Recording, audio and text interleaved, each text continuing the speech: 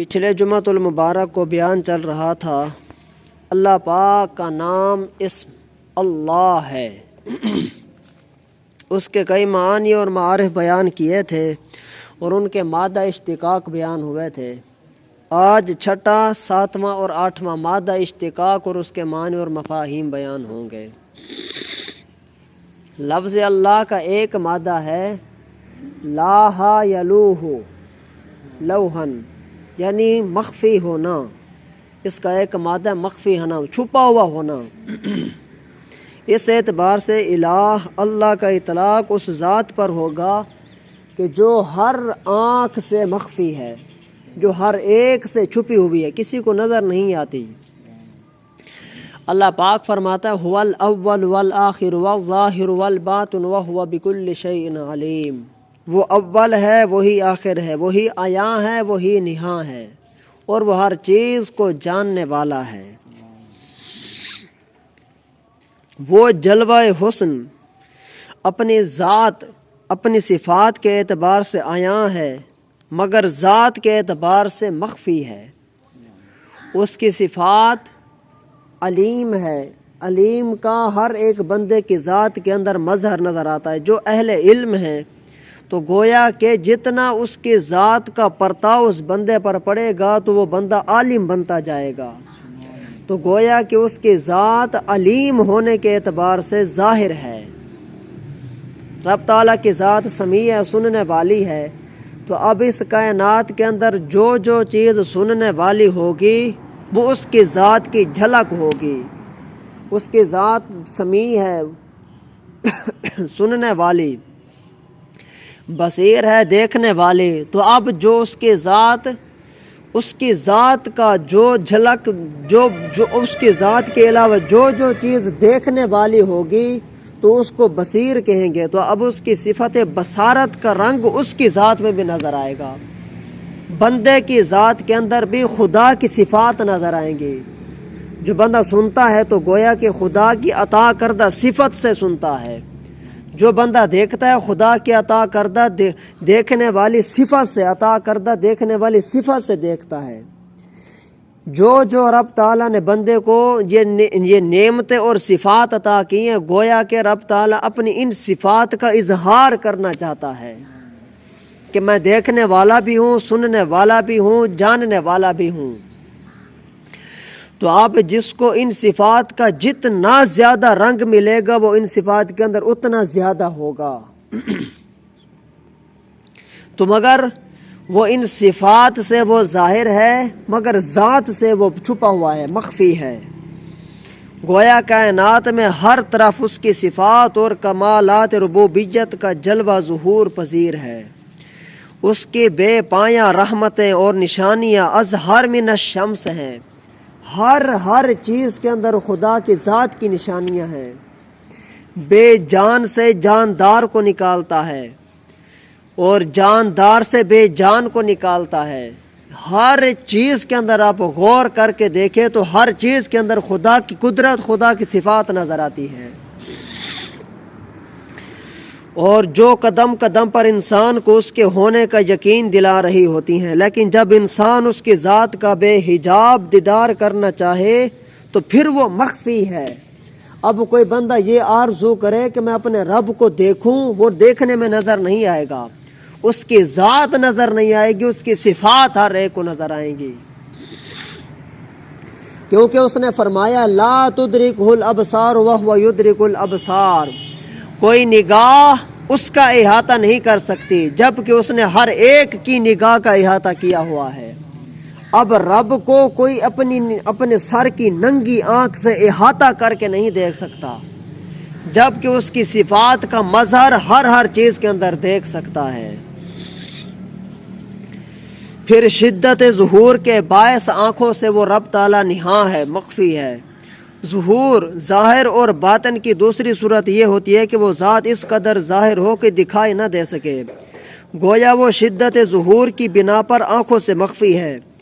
اس کے بارے میں حضرت امام فخر الدین رازی رحمۃ اللہ تعالی علیہ ارشاد فرماتے ہیں، بعض محققین کہتے ہیں کہ وہ پاک ہے وہ ذات جو اپنی شدت ظہور کے باعث عقلوں سے محجوب ہے، چھپی ہوئی ہے، اور کمال نور کے باعث مخفی ہے، چھپی ہوئی ہے۔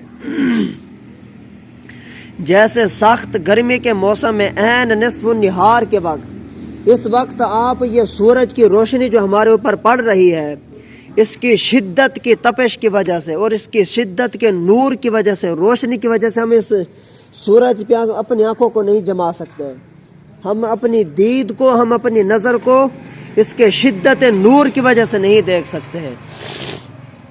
تو رب تعالیٰ کی اس شدت نورانیت کی وجہ سے ہم رب کو بھی نہیں دیکھ سکتے۔ اب رب تعالیٰ کی تخلیق کردہ چیز سورج کو ہم اپنے سر کی ننگی آنکھ سے اس وقت نہیں دیکھ سکتے، تو رب تعالیٰ کو کیسے دیکھ سکتے ہیں جو اس نور کو پیدا کرنے والا ہے؟ یہ سورج ایک مخلوق ہے، ہم اپنے سر کی ننگی آنکھ سے اس سورج کو نہیں دیکھ سکتے جو کہ اس کے عطا کردہ نور سے یہ سورج چمکتا ہے، تو جو بذات خود ہی نور ہو تو ہم اس کو کیسے دیکھ سکتے ہیں؟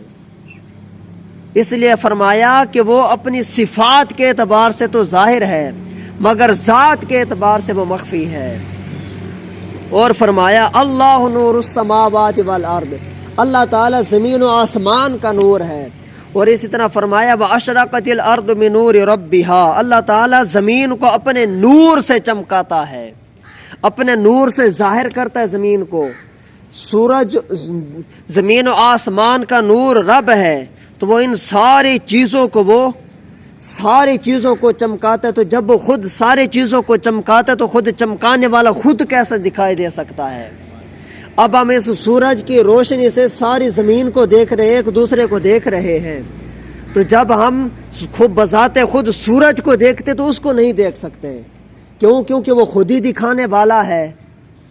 اسی طرح فرمایا کہ وہ رب تعالی ہمارے انتہائی قریب ہونے کی وجہ سے ہم اس کو نہیں دیکھ سکتے۔ پہلی وجہ تو یہ تھی کہ اس کے نور کے حاوی ہونے کی وجہ سے ہم اس کو نہیں دیکھ سکتے، اور دوسری وجہ یہ ہے کہ وہ ہمارے انتہائی قریب ہے، اس کے انتہائی قریب ہونے کی وجہ سے ہم اس کو نہیں دیکھ سکتے، کیونکہ اللہ تعالیٰ ارشاد فرماتا ہے وَإِذَا سَأَلَكَ عِبَادِي عَنِّي فَإِنِّي قَرِيبٌ۔ اے حبیب صلی اللہ تعالیٰ علیہ وآلہ وسلم، جب لوگ آپ سے میرے متعلق سوال کریں تو فَإِنِّي قَرِيبٌ، تو میں بہت قریب ہوں۔ اب آپ آنکھ کی پتلی کو دیکھیں یا اپنے آنکھ کے بھموں کو دیکھیں تو ان کو نہیں دیکھا جا سکتا، کیونکہ وہ انتہائی آنکھ کے قریب ہے۔ اسی طرح ہم اپنی آنکھ کے ڈیلے کو نہیں دیکھ سکتے، کیوں نہیں دیکھ سکتے؟ وہ انتہائی قریب ہے۔ جو چیز انتہائی قریب ہو اور اس کے اندر سما جائے تو اس کو نہیں دیکھا جا سکتا، تو اس لیے رب تعالیٰ ہر ذات کے اندر سمایا ہوا ہے، تو اس کے اس سمائیت کی وجہ سے ہم اس کو نہیں دیکھ سکتے۔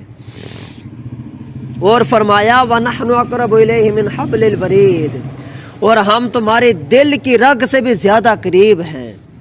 جو چیز، کیونکہ کسی چیز کو دیکھنا ہو تو اس کے لیے کوئی نہ کوئی ایک حد فاصل ہونی چاہیے، ایک مقدار میں چیز کچھ قریب ہو یا کچھ دور ہو، ایک حد ہے، ایک فاصلہ ہو تو پھر وہ چیز دیکھی جا سکتی ہے۔ اگر کوئی چیز بالکل آنکھ کے بالکل ڈیلے کے اوپر رکھ دی جائے تو وہ بھی نظر نہیں آتی۔ تو جو رب تعالیٰ بندے کی ذات کے اندر ہو تو وہ بندے کو کیسے نظر آ سکتا ہے؟ اس لیے فرمایا کہ وہ ذات صفات کے اعتبار سے تو ظاہر ہے مگر ذات کے اعتبار سے مخفی ہے۔ اور اسی طرح فرمایا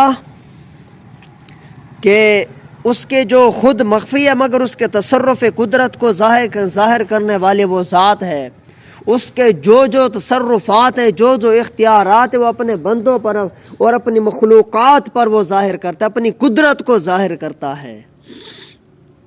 ذات حق کے ظاہر اور باطن ہونے کا معنی یہ ہے کہ وہ ذات مخفی ہے لیکن ہر شے میں اپنی قدرت کو ظاہر کرنے والی ہے، کہ اس کی مثال ایک روح جیسی ہے۔ کوئی بندہ اپنی روح کو دیکھ سکتا ہے؟ کبھی کسی نے اپنی روح کو دیکھا ہے؟ وہ جو کہ جسم کے اندر ایک متحرک جسم کو بناتی ہے، جسم کو حرکت دیتی ہے روح۔ بندہ بالارادہ روح کی اگر جسم کے اندر روح ہو تو پھر بندہ جو ارادہ چاہے کر سکتا ہے، جو کام کرنا چاہے کر سکتا ہو۔ اگر بندے کے جسم سے اس روح کو نکال لیا جائے، کھینچ لیا جائے تو وہ بندہ کوئی بے حس ہو جاتا ہے، وہ بے جان ڈھانچہ باقی بچ جاتا ہے۔ تو جو چیز بندے کے جسم کے اندر سرایت کر جائے، اندر سما جائے، تو وہ چیز نظر نہیں آتی۔ اسی طرح یہ ایک ہوا چل رہی ہے، ہوا میں ہمیں نظر نہیں آ رہی، اور جو ہوا کے اندر جو چیز گرد و غبار اڑتی ہے، گھومے لگاتی ہے، گھومتی ہے، وہ ہمیں نظر آتی ہے، اور جو اس مٹی کو، گرد و غبار کو جو حرکت دینے والی چیز ہے، وہ نظر نہیں آتی۔ تو اس لیے رب کائنات اس پوری کائنات کو حرکت دے رہا ہے۔ رب کائنات پوری کائنات کے مخلوق کے قسم کے اندر، مخلوق کے اندر جان ڈالی ہوئی ہے۔ جو اصل چیز ہوتی ہے وہ نظر نہیں آتی، جبکہ جس کو وہ حرکت دے رہی ہوتی ہے وہ نظر آ رہی ہوتی ہے۔ جو چیز حرکت پذیر ہوتی ہے، جو چیز حرکت کھا رہی ہوتی ہے، وہ نظر آ رہی ہوتی ہے۔ تو اس لیے جو خالق ہے وہ نظر نہیں آتا، جو مخلوق ہے وہ نظر آ رہی ہے۔ تو اس لیے فرمایا کہ وہ اپنی تصرفات میں، اپنی قدرت میں وہ ہر چیز کو ظاہر کرتا ہے، مگر وہ ذات خود مخفی رہتی ہے۔ یہ ایک ہوا ہے، ہوا ہر شے کو، ٹہنیوں کو، درختوں کو، مٹی کو، گرد و غبار کو حرکت دیتی ہے، مگر ہوا خود نظر نہیں آتی۔ بندے کے جسم کے اندر روح ہے، وہ خود تو نظر نہیں آتی، مگر بندے کا جسم حرکت کرتا ہوا نظر آتا ہے۔ اس لیے فرمایا کہ وہ ذات کے اعتبار سے تو مخفی ہے، مگر صفات کے اعتبار سے وہ ظاہر ہے۔ سبحان اللہ، کیسی وہ رب تعالیٰ کی ذات ہے جو سارے کام بھی کر رہی ہے مگر نظر بھی نہیں آتی۔ اور فرمایا کل شیء ہالک الا وجہہ، سوائے اس کی ہر شے ہست و نابود ہے۔ اور فرمایا وَهُوَ مَعَكُمْ أَيْنَمَا كُنْتُمْ، وہ تو تمہارے ساتھ ہے، تم کدھر بھٹک رہے ہو، وہ تو ہر لحظہ، ہر لمحہ، ہر گھڑی بندے کے ساتھ ہے۔ فرما رہا ہے کہ تم کدھر جا رہے ہو۔ پس اللہ کا لفظ ان معنوں میں اپنی ذات کے مخفی ہونے پر دلالت کرتا ہے، مگر تصرفات اور صفات کے اعتبار سے وہ ظاہر ہے۔ اور پھر رب تعالیٰ کا نام جو ہے الہ، اللہ، اس کا ایک معنی ہے جھکنا، راغب ہونا۔ تو جب جھکنا اور راغب ہونا ایک اس کا معنی ہے، تو اس لیے ساری کائنات اسی کی طرف جھکتی ہے، ساری کائنات اسی کی طرف سر بسجود ہوتی ہے۔ اگر آپ درختوں کا جھکنا دیکھنا چاہتے ہو تو کسی بھی درخت کے پتے اوپر کی طرف نہیں ہوتے، اس کے درخت کے پتے نیچے جھکے ہوئے ہوتے ہیں، نیچے کی طرف ہوتے۔ علماء فرماتے کہ درختوں کا سجدہ کرنا یہ ہے کہ اس کے پتے نیچے جھک جاتے ہیں عاجزی اور نیاز مندی کے ساتھ۔ کیوں جھکتے ہیں؟ کیونکہ اس کی ذات ہی ایسی ہے کہ جس کے سامنے رغبت کی جائے، جس کی طرف جھکا جائے، جس کی طرف جھکا جائے اس کو کہتے ہیں اللہ۔ اور پھر لفظ اللہ اور لفظ انسان، لفظ اللہ ایک لفظ ہے اور انسان ایک ذات ہے، اور لفظ انسان یہ ایک لفظ ہے۔ تو اب انسان کا ایک معنی ہے نسیان، بھولنا، اور انسان کا ایک معنی ہے الفت، انس اور محبت۔ تو جو اللہ ہے وہ تو اپنی مخلوق پر حاوی ہے، اور جو انسان ہے، اور جب وہ کسی سے محبت کرتا ہے، انس رکھتا ہے، محبت کرتا ہے، تو اس کی محبت میں اتنا گم ہو جاتا ہے، اتنا گم ہو جاتا ہے، حتیٰ کہ وہ بھول جاتا ہے۔ اس چیز کو اگر آپ دیکھنا چاہیں تو اولیاء اللہ ایسے تھے کہ ان کے واقعات ملتے ہیں، وہ خدا کی یاد میں اتنے مستغرق ہوتے تھے کہ ان کو کوئی چیز کاٹتی رہے، ڈنگ مارتی رہے تو ان کو محسوس نہیں ہوتا تھا۔